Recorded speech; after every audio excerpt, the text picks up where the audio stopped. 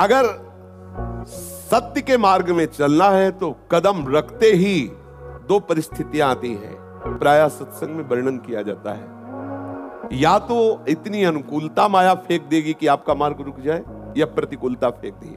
आपको किसी भी स्थिति में भयभीत नहीं होना, कदम आगे बढ़ाते रहो, ये सब प्रतिकूलताएं अनुकूलता के रूप में बदल जाएंगी।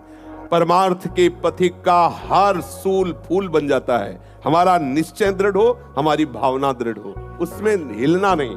अच्छा, एक बात और, जैसे हम सत्य मार्ग में चल रहे हैं तो आप ये तो जानते हो सत्य मार्ग सत्य का मार्ग है, उसका परिणाम अमंगल कैसे हो सकता है? मंगल भवन प्रभु का नाम जपने वाला, मंगल भवन प्रभु के मार्ग में चलने वाले का अमंगल कैसे हो सकता है? भूल करके नहीं हो सकता।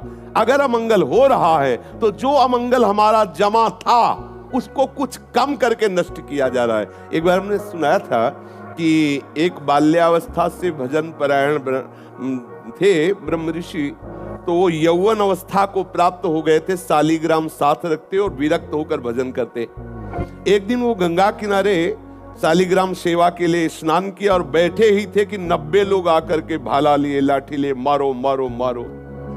उनका जीवन हो गया, कभी किसी को कुछ कहा नहीं, ये लोग क्यों मार रहे? और बहुत भजनानंदी थे। उन लोगों ने घेर ही लिया तो उन्होंने कहा, देखो तुम 90 हो, मार तो दोगे ही, हमें 2 मिनट का समय दो।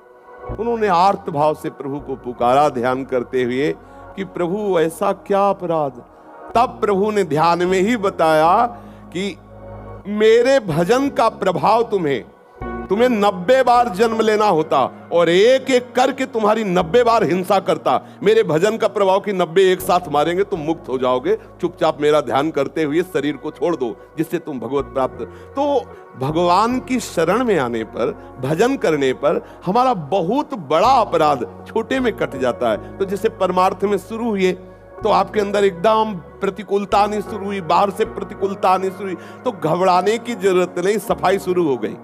जब तक हम सोहनी नहीं लगाते तब तक कूड़ा नहीं दिखाई देता, और जहां सोहनी लगानी शुरू की तो कूड़ा दिखाई देने लगा। ये नाम जप करना, ठाकुर सेवा करना, साधु संग करना, ये हृदय में सोहनी लगाना है। अब जन्म जन्मांतरों के पाप भरे हुए हैं तो प्रभु कृपा करके उनको निपटाते रहते हैं। तो घबराना नहीं कि जब से सत्संग सुना, जब से नाम जप शुरू किया तो विपत्तियां आना शुरू हो गई। वो आना नहीं शुरू हो गई, वो तुम्हें नष्ट करने के लिए पहले से जमा थी, अब वो हटना शुरू हो गई।